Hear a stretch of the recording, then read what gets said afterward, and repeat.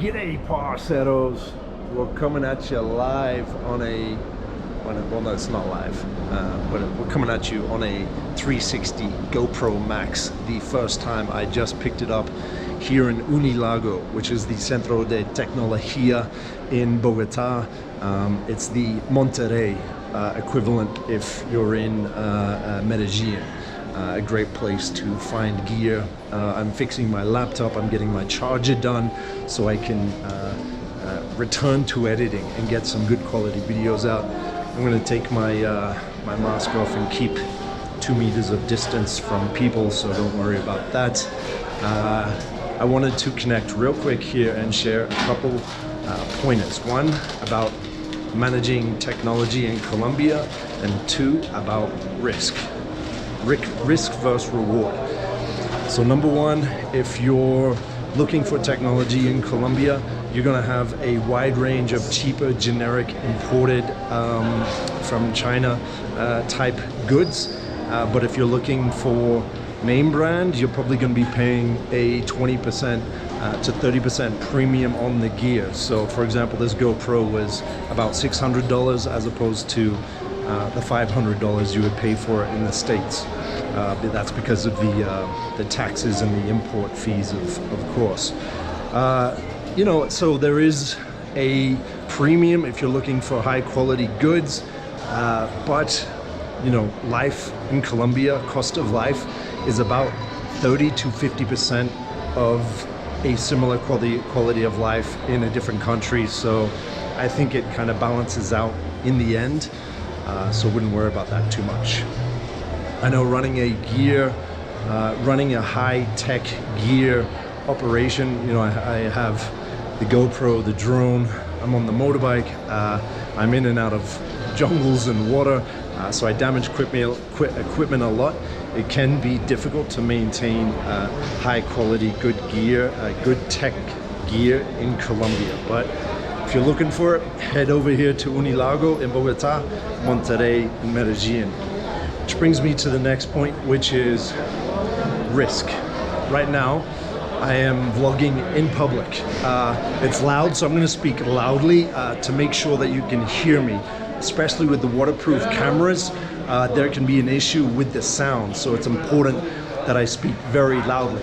Now, because I'm in a shopping center or a mall, depending on which of my heritage I'm picking up my language from, more people are going to be looking at me, and there's going to be more attention on what I'm saying and what I'm doing, and it reminded me of a key decision that I made before I began my vlogging journey 4 years ago, and that was to not care what other people think.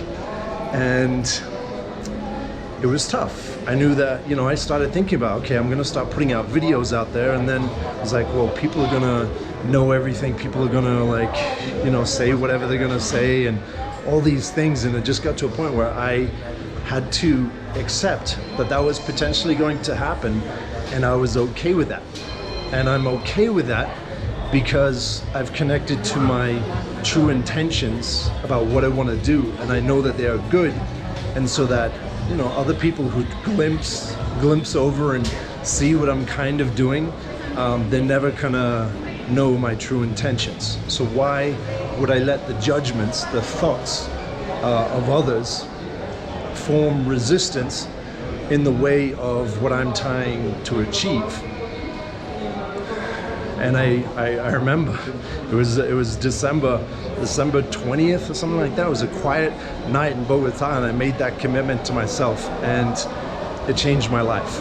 And I wanted to share that moment now because I think it's kind of appropriate. Vlogging in public, I still feel remnants of thinking about, you know, other people's perspectives getting in my head and letting it getting in the way of my own flow.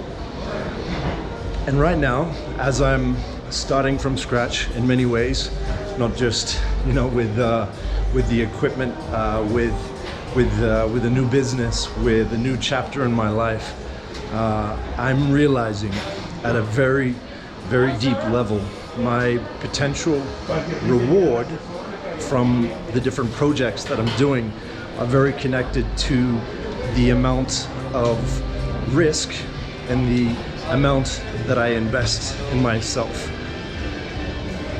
That's I'm going to say that again because I think that's so important. The potential reward of the projects that I'm doing are very connected to the amount that I believe and have the confidence to invest in myself. And I can feel myself overcoming those programs. And I'm sure many of you have already overcome those programs or didn't have those limiting programs in the first place. But I think it's worthwhile that I share that, and I couldn't think of a better time. So let me know how this camera has performed. I'm going to upload this to my phone. I'm going to edit this on my phone and upload it straight to the channel. That's what this channel is about. It's about bringing you behind the scenes as we expand our minds, our bodies, and our businesses, and find ways to stay in a creative flow and connect with other people who are on similar journeys. So that's what we're doing here. If you enjoy this type of video, make sure to click like, click subscribe. I'm very active in the comment section here as I get the Sam Miller Life channel off the ground. As soon as I get a laptop, I can actually edit and produce some of those videos. I've got a few backed up, ready to go, ready to launch. So I'm looking forward to it. Hope you guys are doing well. I'll see you guys in the next video. Yeah, 360. That's what we're talking about. See ya.